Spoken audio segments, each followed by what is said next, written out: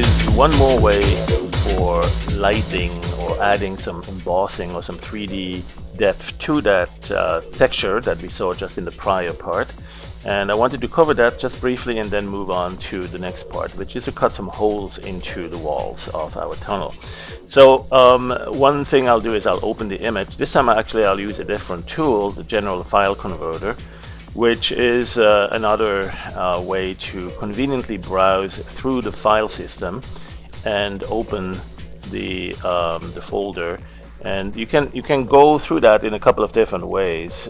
If you go to your D drive or wherever you have your images, I'm going to navigate through that and find the folder containing the images. And now by default it will look for maybe the PNG files, as you see here. And you may only have a few images there, maybe you have some PNGs, and that's actually the one I want. But I wanted to show you how you can also see what else is in that folder in case you don't see it, because you may have other image formats or video files and other things. And this one here is filtering to show you only the images, BMP, GIFs, JPEGs, XIF, also PNGs and TIFFs. And so it doesn't cover Targa, for instance, and it doesn't cover some of the other video files, AVIs, not at this time anyway. But you may still want to know, are they actually there?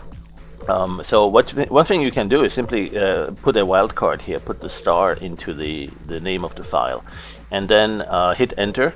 And it will refresh the view here to show you all of the candidates, all of the images, or all of the files really, even files that are not related to the filtered, like the PNG you're looking for here.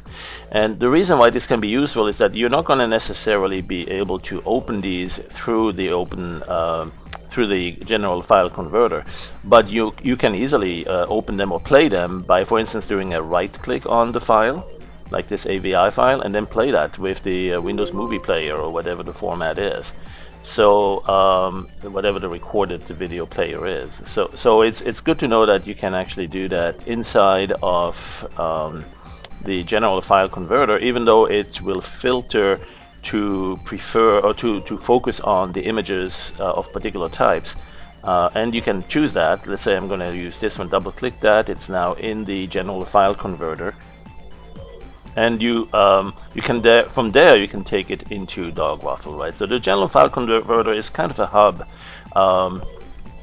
It's kind of a transfer hub to bring you access to the images, and then do a couple of things. Perhaps I even just copy it to the clipboard, or do some very basic manipulations. But then the most important part, of course, will be to connect to Dogwaffle and send it to Dogwaffle, so you have an export to PD here. And when you do that, it brings that into Dogwaffle. So that's mission accomplished for the general file converter. Let's go minimize that. We might want to go back to that later. What I'd like to do is add one more type of embossing capability here. First we'll store this image. We'll probably get back to that a few more times. And so obviously one of the newer ways to add a little bit of 3D depth to this is to actually run it through the ray tracer with the Puppy Ray tracer. That could be the GPU accelerated one, or the non-accelerated one if you are on Windows XP. In fact, let's use this one here for a change. What you'll see here is a small preview, and you can see it is already heavily embossed. And I mean, that's what it does. It looks at this image and uses it as an elevation map. So you could use definitely something like that, maybe with the global illumination enabled. Click that to add a little bit of lighting everywhere, even in the shaded area, because the light source is on the left here right now, and the darker side that are where the shadows are being cast would not reveal much detail if you disable the global illumination, right? It's pretty dark here. So when you enable that, it takes on the color that's or the illumination that's coming from the sky. You can change the camera to see that the sky is kind of a bluish tint, and that's why we get that into the darker areas here too. And if you change the sky to something like this sunset condition, you will see that we have more of a reddish tint, red desert sand looking. So that's one thing that you can do. You can also keep it very extruded, very high or very flat. So that's where we want to go with this. Let's click on the More button here, the option to show more options. And the option to show more options. Did I just say that? Okay, let's go and experiment with the values. There's the world. There's actually, we can change them right here. We didn't even have to do that. We can go and scale the amount of extrusion, flatten it all the way down. Let's make the preview a little bit better. It's not going to go to the very highest quality here. I mean, you can go there, but it still is kind of an approximation for a very quick interactive view. What I wanted to do simply is show that you can take the scale all the way down to almost gone, so only a little bit of embossing there. Now you may want to also reduce the pre-filter. The pre-filter will give a little bit of a low pass filter to it. It will make it look like it's smoothed and more like a rounded corners. So bring it down to 0 and that will keep the very crisp edges. There is one more thing you can do also for that, and that's over here, the interpolation. If you disable the interpolation, that's on the color side, not on the geometry side, but on the colors, the interpolation will also keep it a little bit crisper. And so at that point, let's do a render, perhaps initially not too high quality, because we need to test how fast I go. Let's go and click Ray Trace. And so you can see now this also gives you a nice embossed look for the whole thing. Now obviously you don't necessarily want that light source to really be visible. You just want the illumination effects or the shading effect. So you might want to bring the light up a little bit. Let's go take this icon here to control the light and then move it up, maybe increase the intensity of it or not, bring it farther away. All sorts of different ways to make longer shadows also, bring it down so it's casting longer shadows. Let's see, you can also work with the lighting or the reflection of the color there. There's a specularity there. These two parameters, that controls the hardness of the surface. Like does it look more like it's scattering the light, or is it a very sharp lighting effect? If you bring this down and then bring this one up, maybe to 5, you'll get more of a metallic water wet surface look.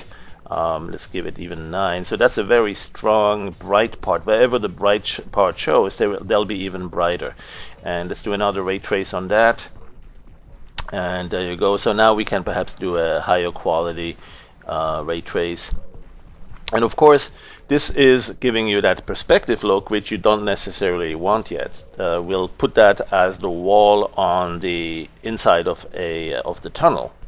So instead of using this here in this angle, we'll still need to also change the view to actually be looking at it from the top. And then of course we don't see a whole lot here, because when you render that, you can see this is a close-up view. But it's great now. You see that shading effect, so much different from what it was initially. You now have a great amount of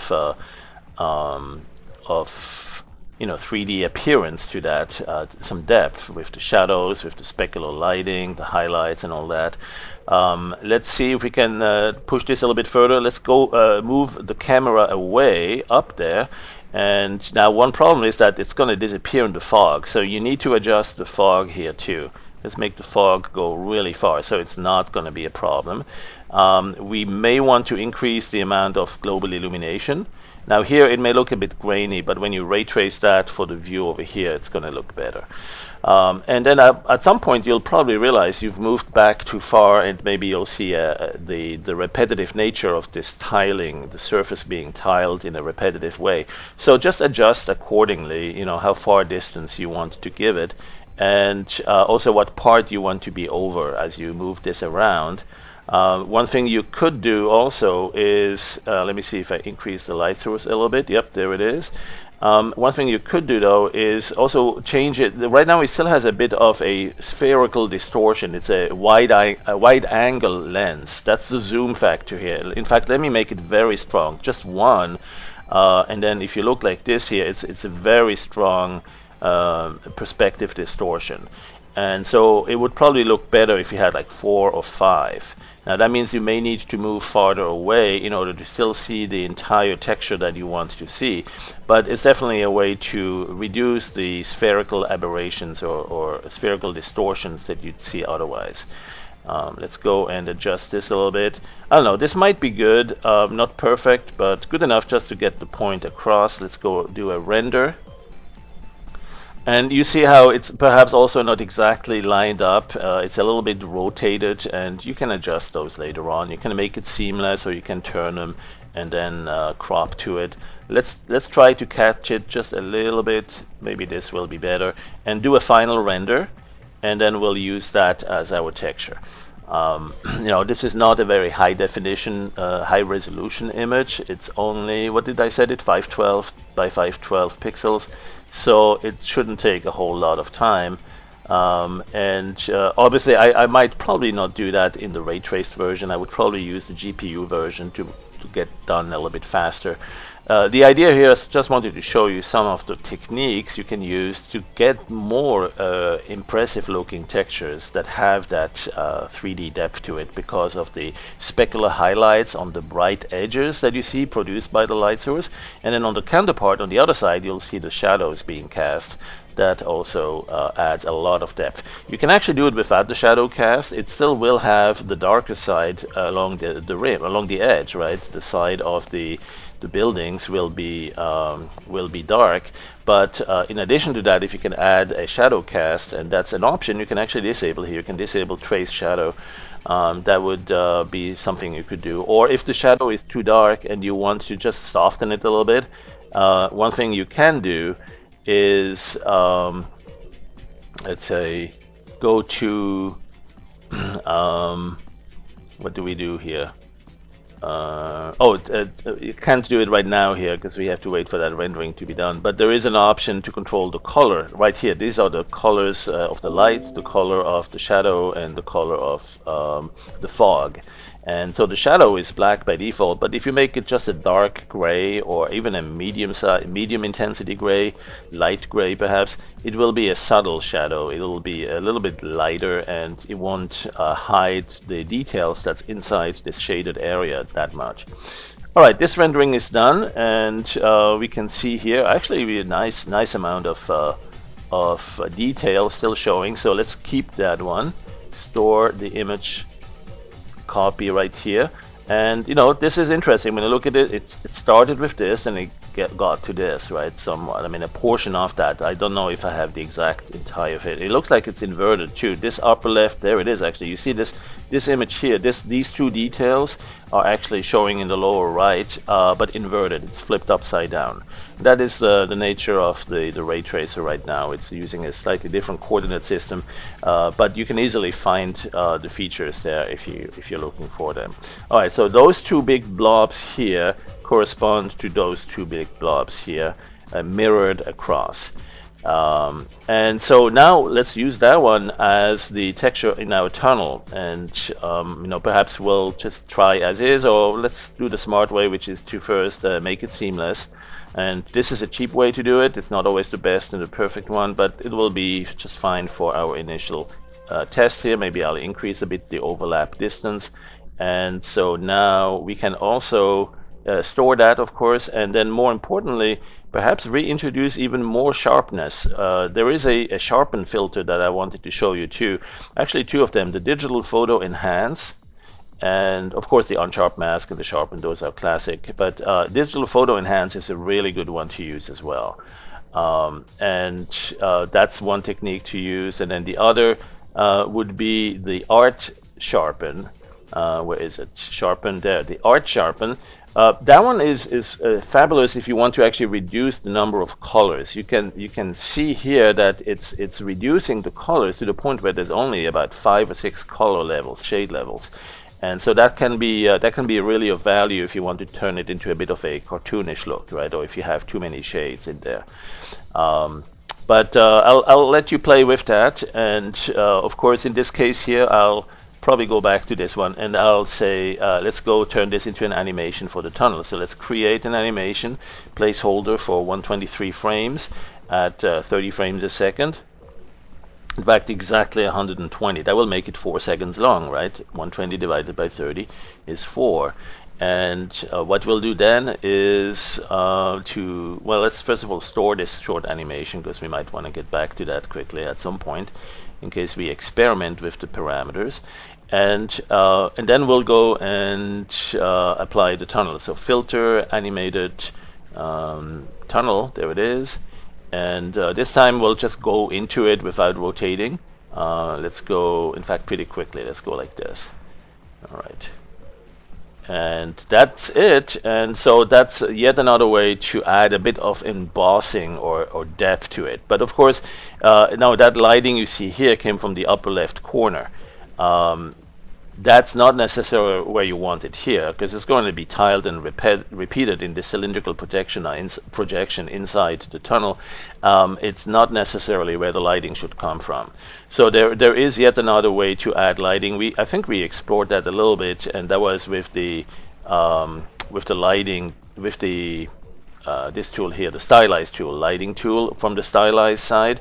And you could certainly use that to actually add a bit of light, perhaps on the ground or in the upper right corner.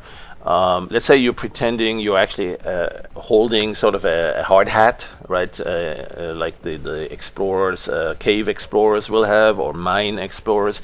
If you work in a mine, you have a hard hat with a headlight, with a light on top of your head. And perhaps you need to change the color of it a little bit more of a yellowish color, like so, and make it so it's not really visible right here, but it basically provides the illumination or the lighting to the close proximity of where your head is, right? So something like this here, and you can animate that and apply that across. Actually, let's go perhaps even do a few more other things, like add a bit of specular highlight, reduce the texture height. It might have too much already there, and then the smoothness, you can see that's too much. We need to keep that like this, but you can also adjust the multiply the by the original color. So that's giving you a nice sense of depth to this tunnel here. And let's go now apply that across the entire animation. And it's going to look like the light is static here, but it's really sticking with us on our head, with our hard hat, right? And then we need to just make the deep part here darker, because the light is not going to reach all that far, really. So I have this brush that I did in the other part under my brushes. Let's go grab this brush and temporarily switch to the swap image right there. And I can enable the preview of that custom brush. There it is. Maybe make it full opacity, and maybe make it even a little bit bigger. So I'm going to go to the brush. There's a couple of ways to do that, but resample will certainly serve the purpose. You see the outline, the rectangle here that shows the outline, the size of the brush right now, and you can make it bigger, maybe about this much. And that's not the only way to resize or resample your brush, but that will be an okay way here. What I'm going to do is create an image of this. I'm going to paint it a few times. There you go. To have this, or maybe I need the guides. Let's use the artist guides to be exactly in the middle here. There you go. And so I can have this darkness. I turn the brush off now. Let's go to PRV here. And so I have this darkness here, and I'm going to multiply that to the image in the other sequence here. So I'm going to switch back to the jump back to the main buffer. I know that the swap image is still there, and in the main image sequence I see my animation, but if I multiply the two together, if I blend these together, you can see how it's darkening it here. I turn that on or off. So basically that's because it's doing a multiply mode by default, right? The default mode is actually multiply. That's the same thing. You could do other things. You could do divide by, or you could do, you know, screen mode and so on, and that's not what we want. Obviously here we want to multiply. So let's go and apply that in the following way. I'm going to go to the timeline and find the tool. There's a group of combine with swap. The swap image has that dark blob in the center against white, and if I multiply it to the main image that I have here, it's going to multiply it frame for frame. The one image that I have in the swap, is going to be multiplied to every image that I animate through here. Right, so just apply that and you'll see it darkening here pretty soon. There you go. So now you see that, and if it's not dark enough, just do it again, one more. Now if that's going too dark, you may want to add a bit of a opacity control there, or a selection mask, right, with the alpha channel. That's a different topic, but that's certainly possible too. Alright, so here's the animation that we have with extra embossing from the light source. Remember, we did this in ray tracing, and we have now an interesting animation that we can use. The next part will be perhaps to cut some holes in there, and we'll actually do that in the original texture. Perhaps this one here will be carving out some holes and some openings, and we'll see different techniques to do that, so that we can then actually see through the windows, through the holes, something else, maybe an animated scene, maybe a static scene, or some sort of a image, or it might be another tunnel. We might be inside 2 or 3 layers of rotating tunnels, for instance. So we'll be looking at how to turn this, how to rotate it while it's already moving, perhaps add additional transformation. And then most importantly, how to carve some holes that we will be able to see through and recognize even more depth and add more depth perception to that. Alright, there is probably one other thing we can also imagine doing, and that's this headlight that I have here at the top. Add actually 1 or 2 more all along this, right? So let me finish with that. I'm going to kind of like we have you know, tunnels or lights on the tunnel. Now they would actually have to move. This one here is attached to me, the viewer, so we pretend, right? It's attached to my headlight or my hard hat, but I'd like to actually have a light somewhere in the tunnel that's gradually coming closer and then moving to the side. Maybe ground light, maybe on the floor. So let's just switch quickly back to that swap image, and we'll actually use this as the way to do that. I'm going to first make a selection around that to select only a portion of it, and in fact I'm going to invert it. So let's go first invert this image. Go to image, invert. There it is. We don't need the animation inverted, just this image is fine. So let's click cancel.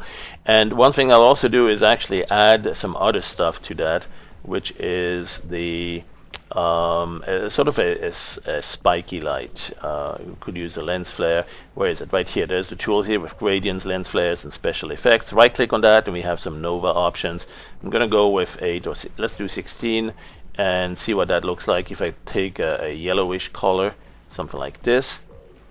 And then, oh, we need a smaller bloom. Let's take the small bloom, and also different colors. That's always good to add. There's a little bit of a bluish tint, a little bit of green, and a little bit of red. Okay, so we got some sort of lighting effect that I am going to grab as a custom brush. All right, so now I can take the whole image, or I could take a portion of it and fade to the edges. Let's do that. Let's do the oval selection here, ellipse to alpha, to do a selection into the alpha channel, like this, with the magic, with the marching ants. And I'm going to blur that a little bit too. So let's first show it as the overlay alpha. It's all black here, you won't see it, but at least you see that it's selected on the inside because it did not change color. You can see that here too when you store the image, store the alpha layer. It's a crisp selection right now. We need to blur that a little bit. So I'm going to do that right here in the currently active alpha layer. I'm going to add some Gaussian blur alpha, and that may show a little bit like this. And if I grab it, if I get the alpha, you see it now here, very soft edges. Alright, so that's what we will use. That's the current selection, all the way to where it's no longer selected. I'm going to grab that as a custom brush. Alright, so here, use the selected as a brush. So I can actually preview that, and I don't need to. I can just store it and get ready to use it. Store and manage a copy of this brush. You can see it's got the transparency, the plaid pattern around it. And what I'll do is I'll actually use that in the animated brush keyframer. So we have, let's go back to the main image, and we have this image sequence, and I want to show this, this light. I want to show it over sort of the ground on the tunnel and gradually come closer to us. It's going to have to be smaller too as we have it far away, but when it comes closer to us, it will have to get bigger and bigger. So what we'll do is use the animation brush keyframer.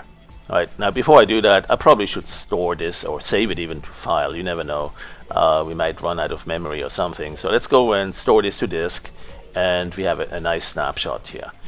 This one we probably don't need anymore. Let's destroy that.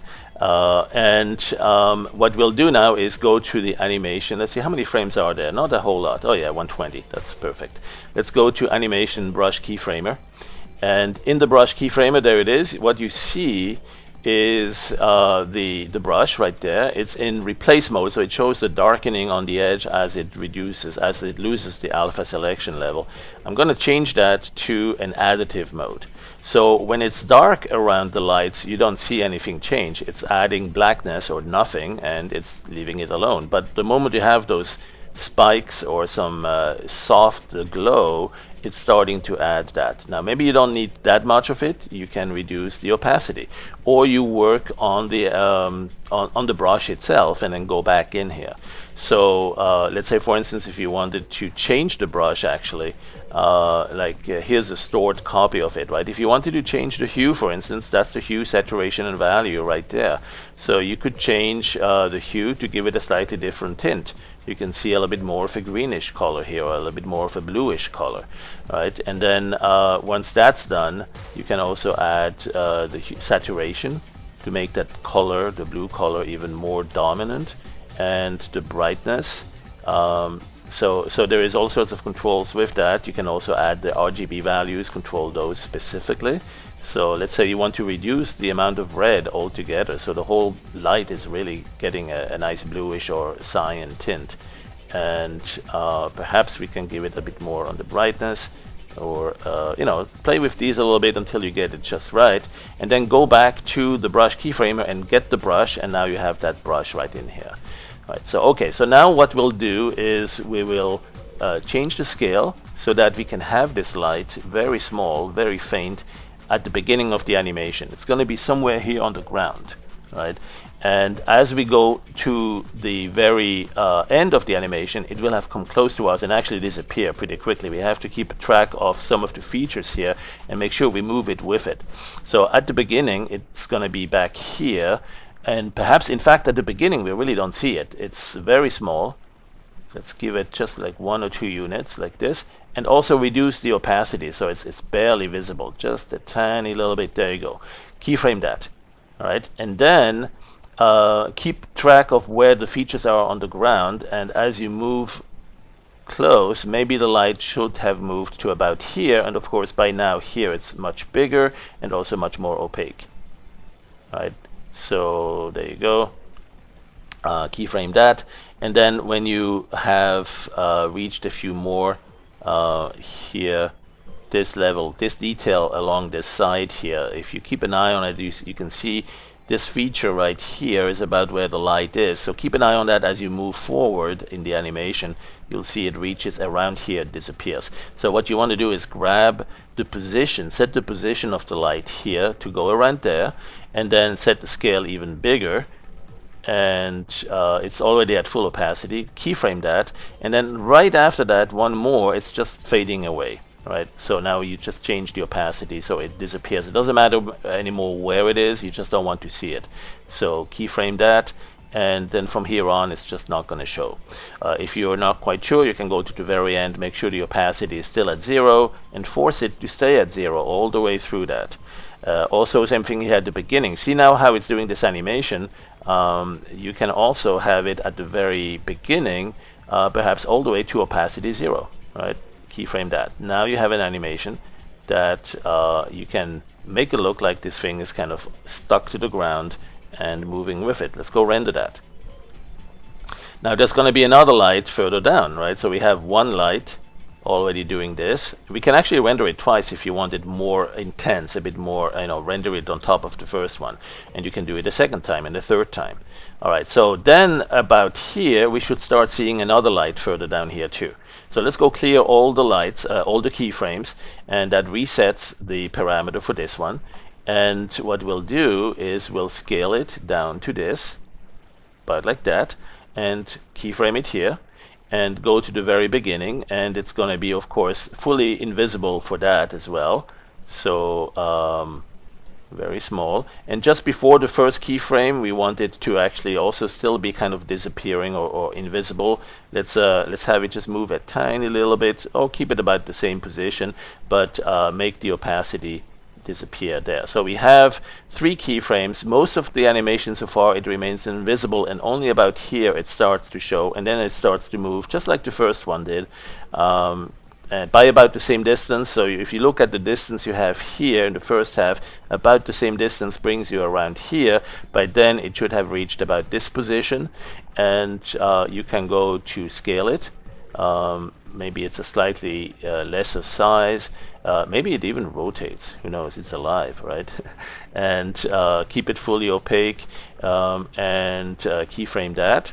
And then over here it will have reached the edge of the image. Let's make it even a little bit bigger and keyframe that. And so render that, or preview it first, right? Make sure it's kind of usable. Yep, that looks good. Let's go render that. So now we have, oops, sorry, microphone. Now we have two lights in a series here. Render that again, so we have it even a bit more intense. There you go. I think we're good. I think we have an interesting result here. Let's go to the turning off the preview and play it.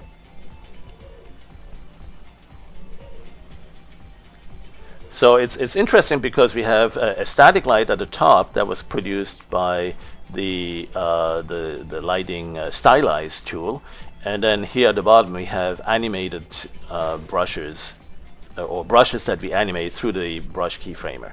And of course it's not a perfect effect yet, because this presence of the bright light here should really also cast some sort of a lighting onto the entire lower part of the tunnel, if it's that bright, right, that big. So I mean, there's still some work to be done if we want to go in that direction. But that's not going to be the focus of the next tutorial. The next one is going to be opening up some of the holes, breaking some bricks, or opening some parts of the tunnel so we can see through and have something else appear behind it as well. All right, thanks for watching.